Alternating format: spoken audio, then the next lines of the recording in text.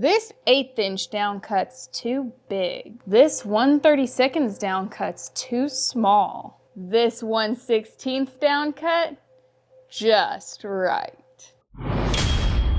idcwoodcraft.com. Hey CNC peeps, Liberty here with IDC Woodcraft again, and today, as you know, I love exploring all the odd things, and we're gonna be taking a deep dive into all the bits IDC Woodcraft has to offer. One semi-popular, semi-unpopular. Today's the downcut 1/16 inch. We're gonna see what all this high detailed bit can do and give you a good look at what you can do. Now, the DC116, a 1/16 inch downcut from IDC Woodcraft, as you can see, is much like a standard downcut. It's got that downward spiral.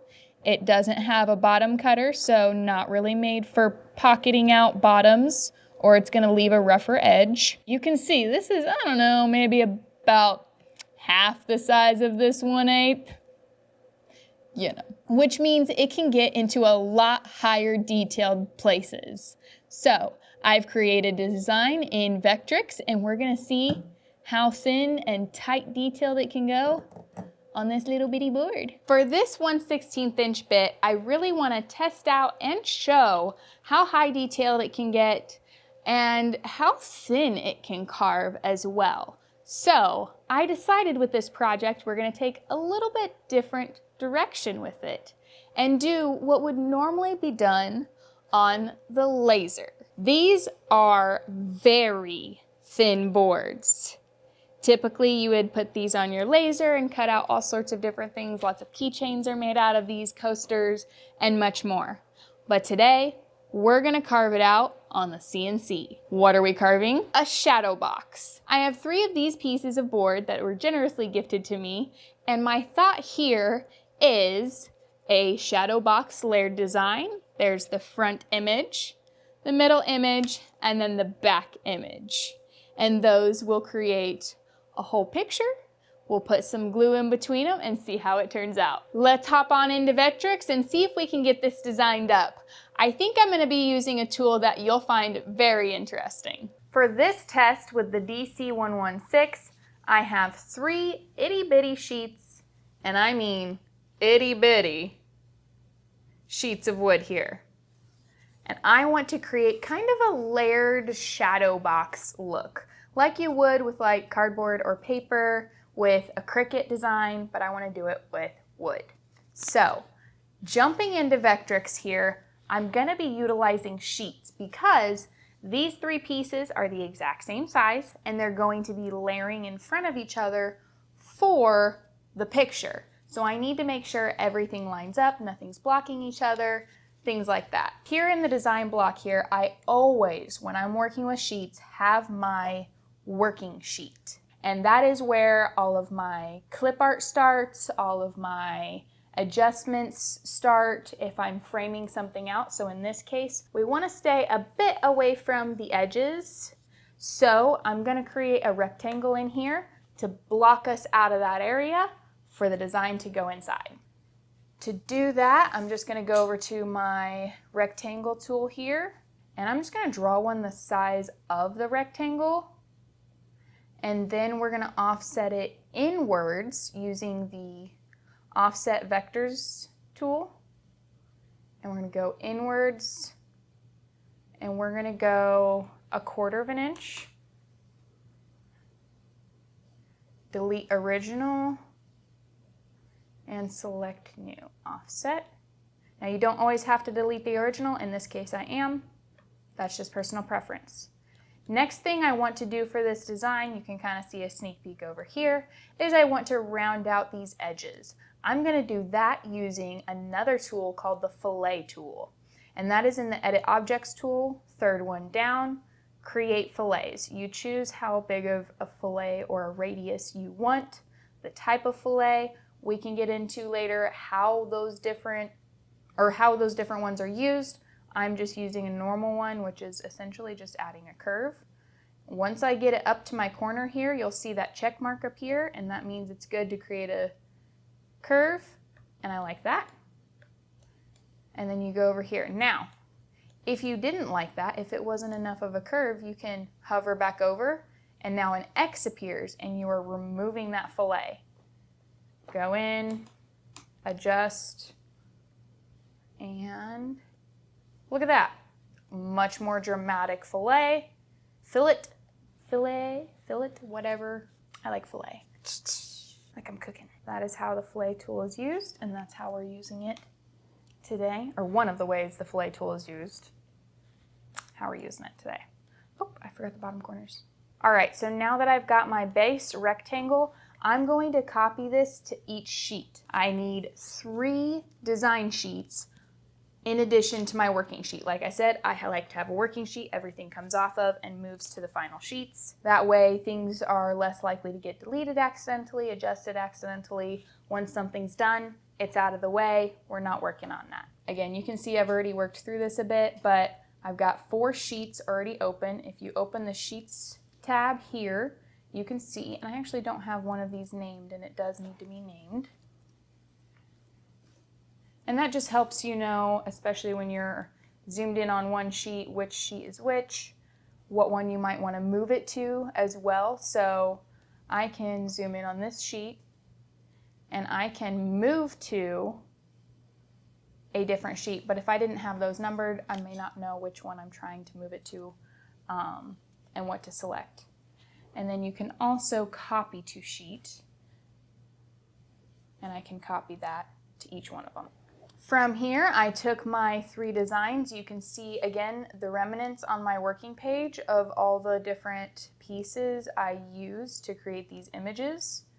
Once I've got my baseline figured out, if you haven't already caught on, this is kind of a woodsy mountain image. We've got our mountains in the very back, our trees in the middle, and then some rocks and foliage and a broken stick in the forefront.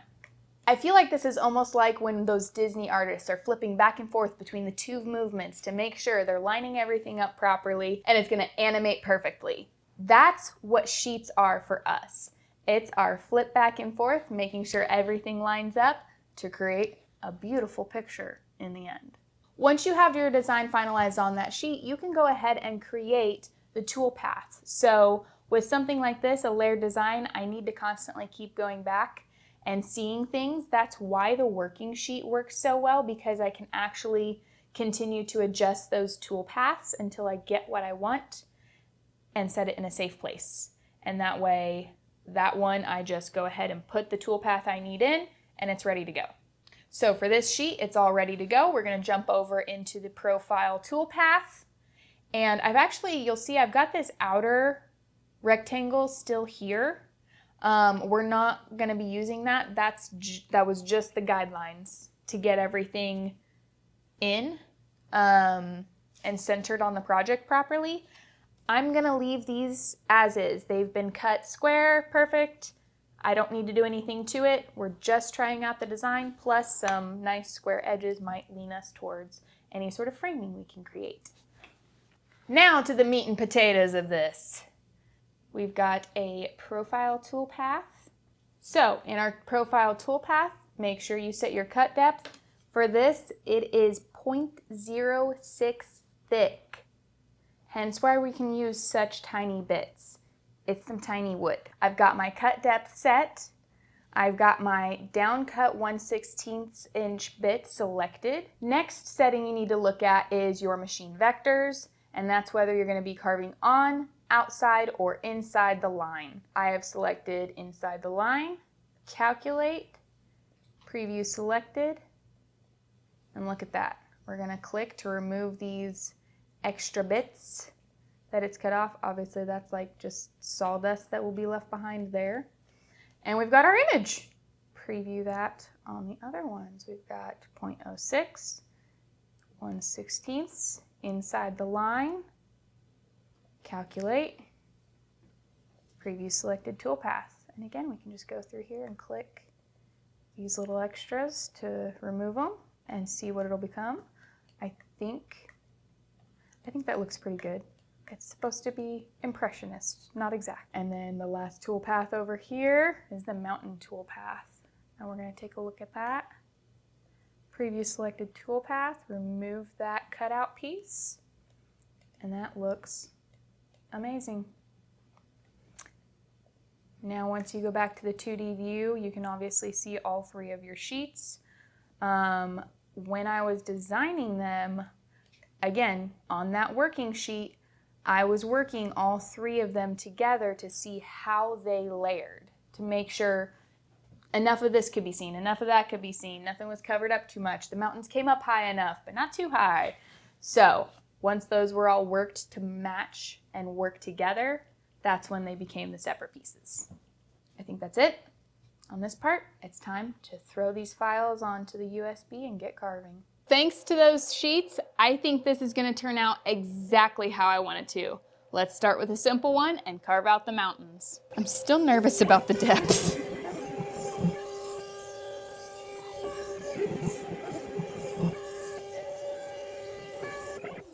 For such a thin project and such a thin board, the only way I felt was right to hold it down was the CA glue tape method.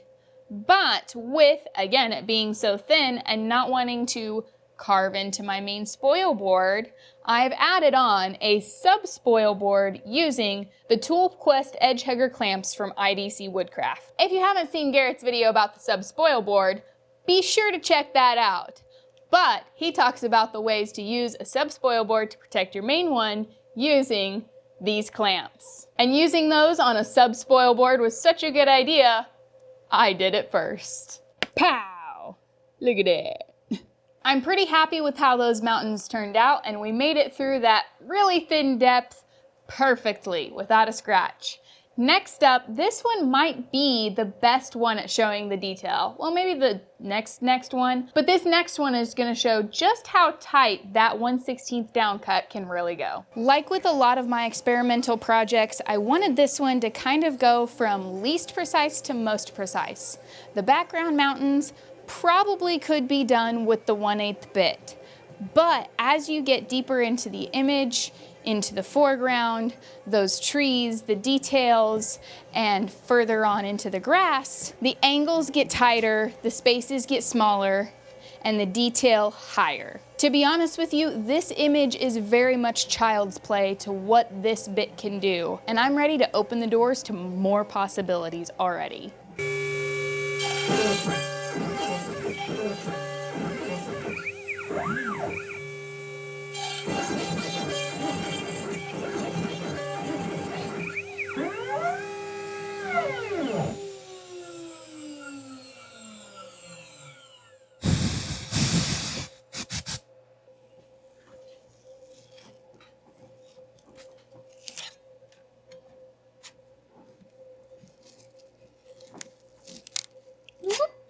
Oh no, I think I broke it.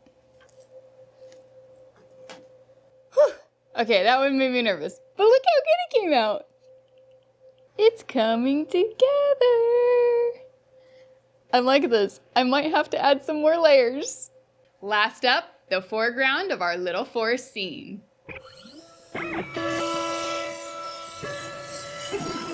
I think one thing I would do in the pre-processing of this next time is add a layer of sanding sealer to help prevent a bit of that fraying. With this being not only plywood, but very thin plywood, and pine on top of that, it's kind of a triple whammy against a smooth finish. So I definitely should have put a lot more forethought into that. Had I prepped these, that frayed edge would have come out a lot cleaner initially. Look at those itty bitty little leaves. Oh, it's perfect. We're looking pretty good so far. I think it's ready for some paint and then glue time. I'm using acrylic paint pens, which is the best for small, quick details like this. And especially since this one is much more of an impressionist, I don't have to worry about getting high details in with a tight paintbrush. If I had to paint this over again, I would probably also add a layer of black base before anything. That way it gets inside those edges and covers up that wood look to add more to the shadow of the shadow box. It's all painted up and I love it. When I was planning this out, I did make the mountains extra large in case I was able to do kind of an impressionist little pond in the background here. So that kept everything down low in the front and in the background up high, and did give me the space to do that. This little branch here, it does go in front of the trees, but I did that intentionally. You can still see the forest through the trees, if you catch my drift. But over here, the completely unblocked, and then we've got the rocks going all along the bottom. At a closer glance, this is where you really get your detail going here in these grass tufts. We've got some crazy acute angles that the 1/16 bit had to deal with, as well as the little details in between the pine trees here to create that separation and depth between the different trees. I chose to do very impressionist because I want the details to speak for themselves, and I think they do here. And this isn't even the highest detail that we can get. We have an even smaller bit, the 1/32, but that you'll need to stay tuned for. I think I'm gonna use this leftover piece here to create those gaps in this shadow box. I'm just gonna cut it down and add it into this frame here, and that'll give that good separation between the pictures here. And then I've got some other scraps of this thin wood I'm gonna cut down and maybe make a little frame for it. This was an awesome exercise in precision, doing with the CNC what's usually done with a laser machine. I'm excited to see where this goes and where the 1/32 takes us. My goal is to make it through each and every single bit and accessory that IDC Woodcraft carries. If there's a bit you'd like to know more about and you haven't seen a video on, comment down below. I want to try and do the ones you guys want to see very first. If you'd like to try out the downcut 1/16 end mill from IDC Woodcraft for yourself, be sure to get it in the description below. If you liked any part of this video, even if it was making fun of me, be sure to hit that like button and come back for more. Be sure to subscribe if you want to see more CNC content, and if you're ready to keep learning, click this video here. Learn more now. Go to woodcraftresources.com.